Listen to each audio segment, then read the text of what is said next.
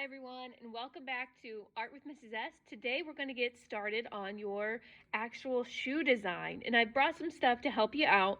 But before you get started, you need to know what kind of shoe you're doing. So I chose a basketball shoe, but that could be anything from a high heel boot, soccer cleat, moccasin, clogs, or even Crocs. It's really up to you and what kind of shoe.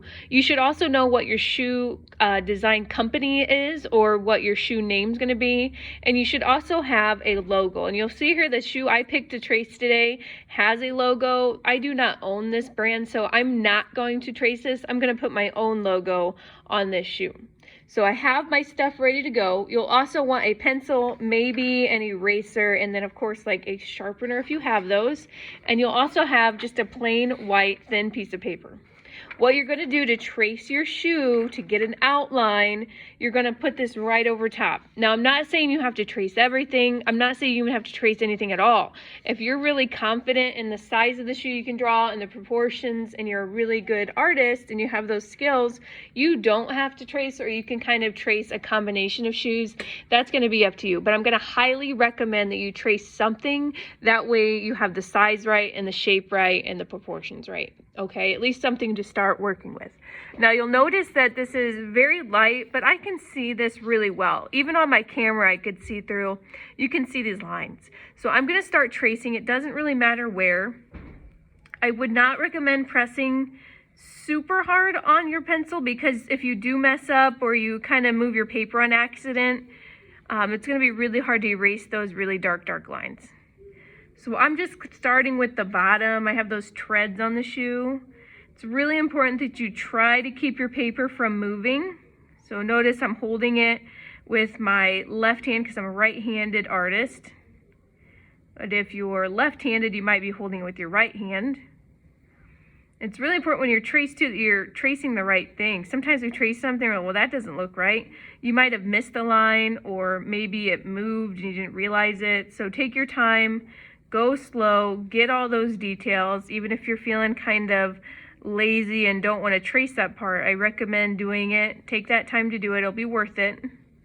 I can always see the artists that were trying to cut corners or try to pull one over, and they go really fast and they skip stuff. And notice I'm probably going faster than you will go. You'll want to really go slow. Get all these itty bitty details.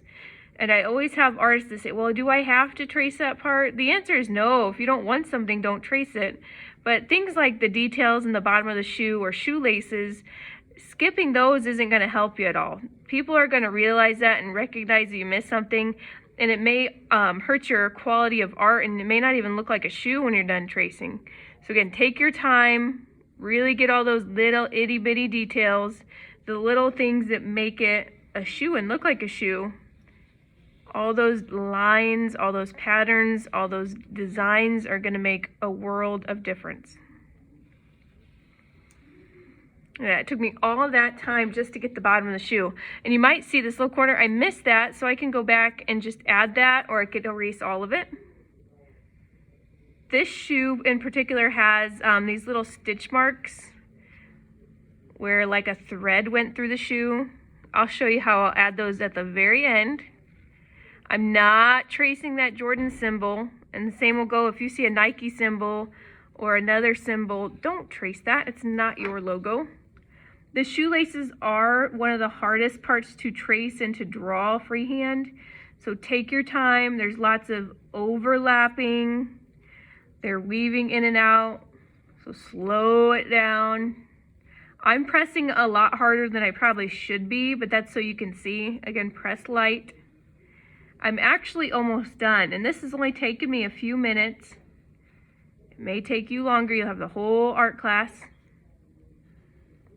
Getting all these details. Careful not to miss anything. I didn't really have any rhyme or reason or order to where I started or what I'm tracing next. I'm just kind of going with the flow here. Again, you can leave certain areas out. So if you know you want to add something special and it's in that area, you don't have to trace that. These itty bitty details in here I can hardly see, but I'm still going to trace them. Give it some texture. Sometimes you have to move your hand to see what you might have missed. And I just picked this shoe. I like this shoe. I knew I wanted to do a basketball shoe. You may pick a shoe for another reason. Maybe you have a pair at home that is the exact same kind of shoe as that. If you're a smart cookie and know how to take a picture and edit this in like an Autodesk sketchbook, that's up to you. I'm not going to teach it digitally this year, but if you are able to do that and want to experiment with that, you would have some time to do that.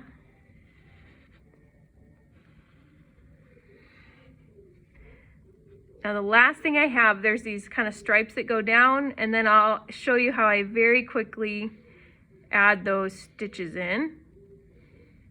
Some shoes that you'll pick out, especially a lot of the high heels, they don't have a lot of these details because they're not sewn a lot. There's not a lot of those little itty bitty lines on them.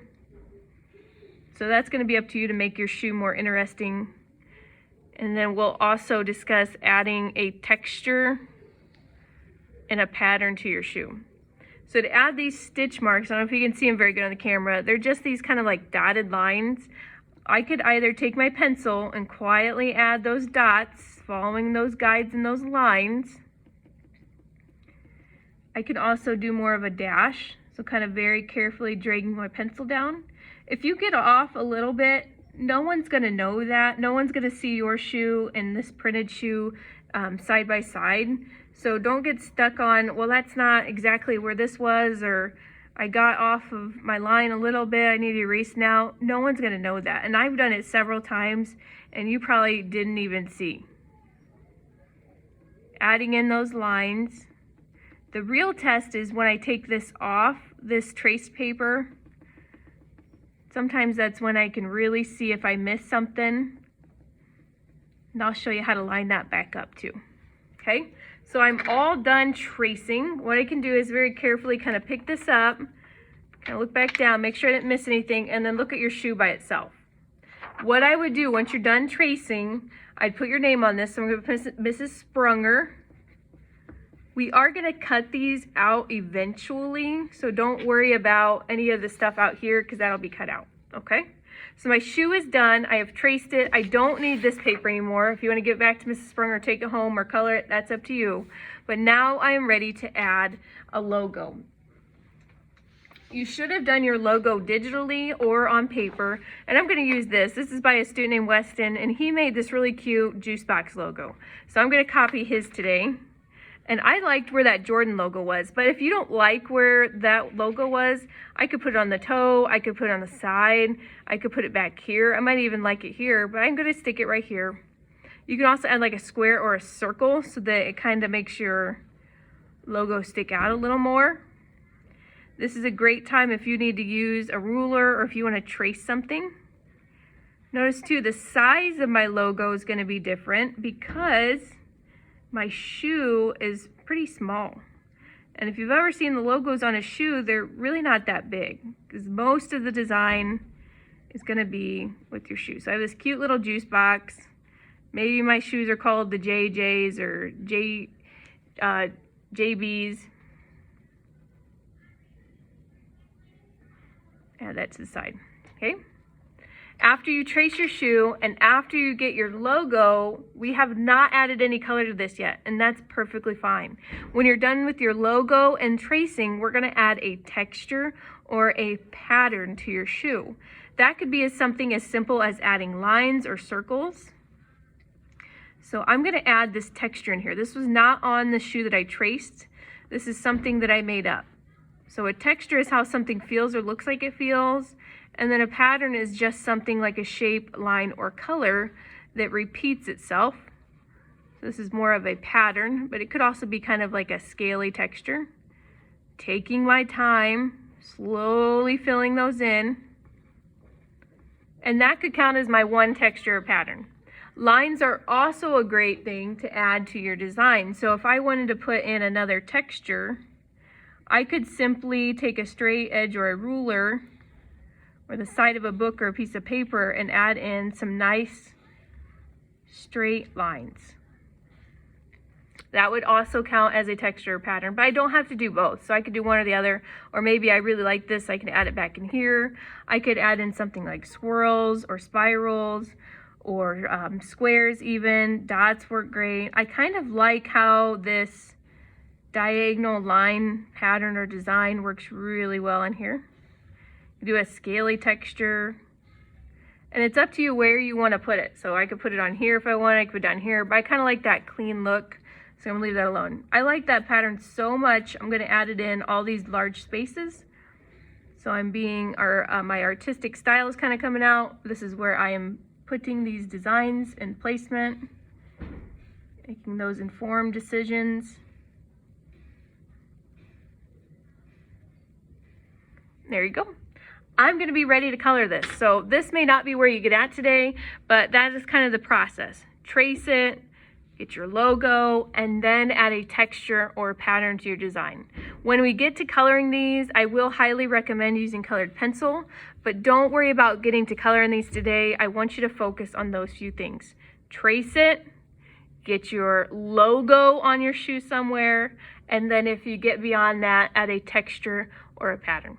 Thanks for joining me today. I can't wait to see the start of your fabulous shoe designs.